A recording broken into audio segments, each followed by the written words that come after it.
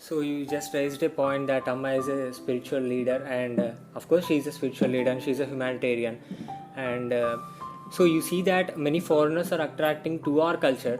And as you live in the ashram, you have witnessed so many people adapting our culture. And I also have a friend in ashram. She's 39. She's from Spain, and I saw her so many times that she's trying to adapt our culture, being in ashram and all that. So what do you think about that? Foreigners being attracted to our culture and adapting our culture and practicing our traditions and cultural ways that we used to follow. So, what do you think about that? Yeah, there are two views about God particularly. The Western world gives the idea that God is in heaven.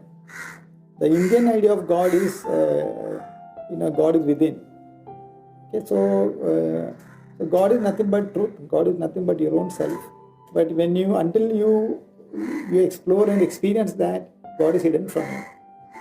But once we explore oneself within, and then you realize or discover who you are, then you realize there's no difference from God itself. That's why in our tradition, you are nothing but God. Only thing different is you are not aware of it. That is why whether Gautama Buddha or Adi Shankara, you look at all our great masters, they look within, they meditate. Okay, when you only meditate, you can know yourself. But when I look outside, I can explore the whole world, I can gain knowledge, I can learn about subjects in the world, I can master it. That is when I turn my attention outside. But same mind which I am using to learn about the world outside, I can also use the same mind to know the world within. Each one in that sense has two worlds. One is the outside world which I am part of, another is the inner world that I am only which is available to myself. Okay, all our happiness, all our sorrow, everything happens in the mind. Okay, outside person will never be able to tell you whether you're happy or not. Only you know yourself, how happy or unhappy you are. So that is where life happens. Okay, so to explore the life within, the world within, and then experience the depth of that world. And when what happens is we have something called mind. Our waking hours we are using our mind. When we are asleep, the mind is still. That is why you feel happy, relaxed, contented, peaceful. When I wake up again, I am involved in the world here. So difference is when I am asleep, my mind is silent. When my mind is silent, I am energized. Understand? But what happens when I wake up, I have no choice. My mind starts functioning. So meditation is actually reenacting or simulating your sleep while you are awake. Okay, so when you do it regularly, after some time you realize that you can still your mind and experience happiness, experience contentment and satisfaction while you're awake.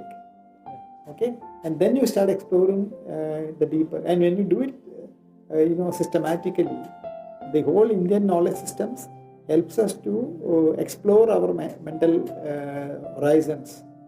And then you realize that mind is actually blocking you from knowing yourself.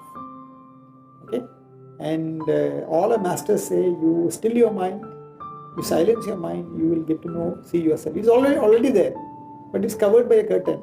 You remove the curtain, then you see yourself.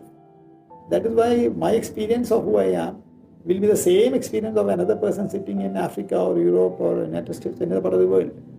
But that method or technique of looking within and discovering is only known in India. That is why the world comes to India for self-discovery. Okay, that is why the world comes to India for enlightenment. That is why all the genuine serious seekers of God, they will come to India. Because here you have mastered it to perfection. And all our spiritual masters are those people who experienced with it themselves. So when I know myself, I realized I am nothing but God.